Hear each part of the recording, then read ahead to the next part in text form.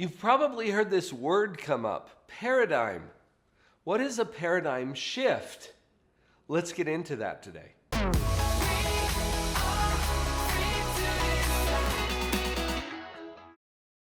In the presentations and trainings that I give, sometimes I'll ask that question, what is a paradigm? And some people get all smart alecky and they say, well, it's 20 cents. No, not a pair of dimes.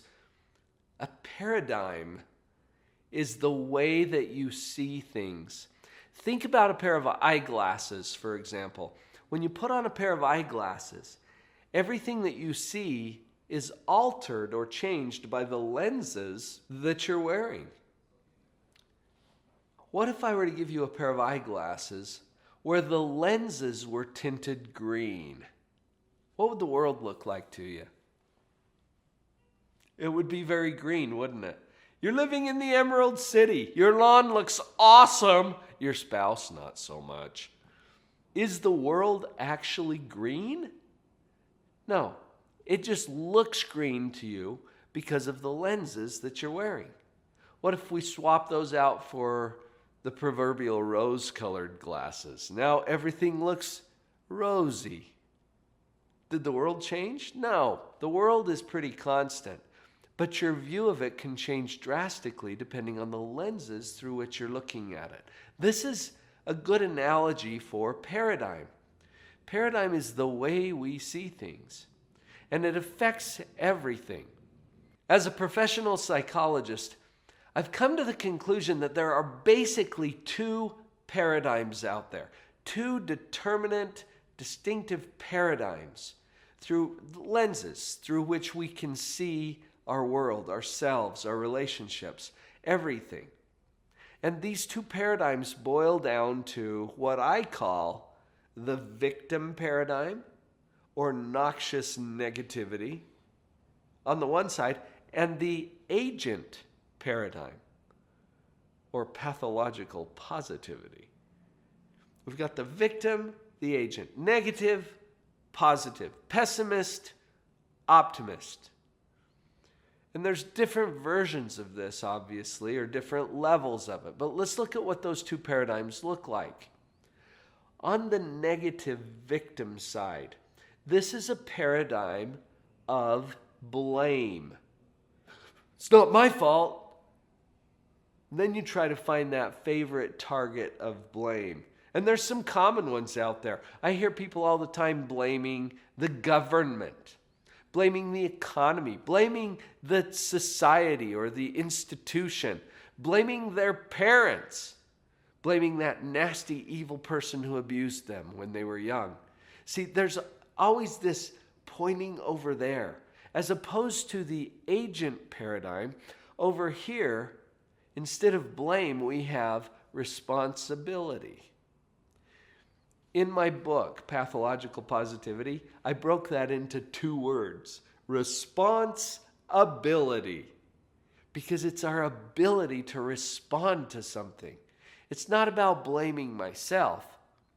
It's about seeing what my part is. I've done this more times than I care to admit. Maybe you've done it too, where you're out driving and you get lost in your thoughts. You're listening to a podcast or on a call or whatever, and you get lost in your thoughts and you go right past your exit. Have you done this too? I've done this twice. I almost hate to admit this. At the same place where I was going to see a client that lives in southern Utah. And as I'm driving along the freeway, I know that I have missed my exit when I see that big colorful sign, Arizona welcomes you. And I'm like, crap, this isn't where I wanted to be. This isn't what I had in mind. Arizona's an amazing place. It's just not what I had in mind at that time. How often do we find ourselves there in life, where we're looking around and it's like, this is not what I had planned, not what I wanted, not what I had in mind. And then I look down, and guess whose hands I see on my steering wheel? That bites a little. It stings just a little bit to realize, oh, I'm here because I drove here. That's responsibility, because the bad news is also the good news. When I see my hands on the wheel, what can I do next? Steer it, turn it, take it somewhere I want to go. The victims can't do that. They're too busy blaming someone or something else for where they are. And their hands aren't on the wheel, so they don't get to change anything. Do you see the power of that paradigm shift from the victim blaming to the agent responsibility? Here's another example. Why me? Usually in a whiny voice. We call these whiners or why babies, because they're constantly focusing on why me, why this, why now, I'm a good person, why me, as opposed to why not me? It's just as legitimate a question. But victims never ask that. They're too busy focusing on why me and, doing the whole victim thing. Why not me? Check this out. What kind of people get into car accidents? Right. The lazy, neglectful, distracted, drunk people, right? Sure. And who are they going to hit? You, me, anybody out there on the street. Here's the answer. The kind of people who get into car accidents are the kind of people that get into cars. Why not you? See, that changes things. It doesn't change the fact that the car accident occurred. What it changes is your position about that.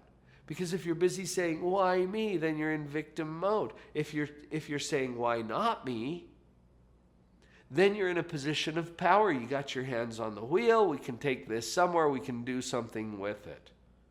Here's another one. I can't. Usually there's an exclamation point on that. I can't. And here's 15 reasons why I can't. As opposed to, I can. And then ask an important question. How can I? It's like a toggle switch on the brain. A big old power switch. On, off. When you say I can't, what position is your switch? Off. Shut her down. There's nowhere to go after saying I can't. Maybe fetal position in the corner. I don't know. What if you say, how can I? What position is your switch? Totally on. And you can always do something with that. There's other examples. What I want you to see here is that paradigm determines your behavior. It will lead you to whatever action you take next, whether it's curling up in the corner in fetal position as a victim, or getting your hand squarely on that wheel so that you can steer this thing somewhere that you want it to go. You've got some power here, and you establish that power through the paradigm. What is a paradigm shift? A paradigm shift is when you move from this side to this side. I guess it could be the other way, but why would you ever want to do that? When you see that it's a choice, you can choose it. Until you see it as a choice, it's not. And you will get trained or trapped into whatever you've been taught and educated to do, whatever your programming is. Seeing it puts you in a position of power where you can make that shift. And that's where our hands are on the wheel, and we can really get some good stuff done. I love talking about paradigm. You notice that I have my Nova Principles shirt on today. I serve on the board of directors for a program called Nova Principles, where we teach these principles to kids in the schools. This is an exciting thing to be involved with, and you can check it out more at novaprinciples.com. I'm so grateful to Nova Principles Foundation for supporting this episode of Live on Purpose TV. I'll see you tomorrow. And I wished I had a number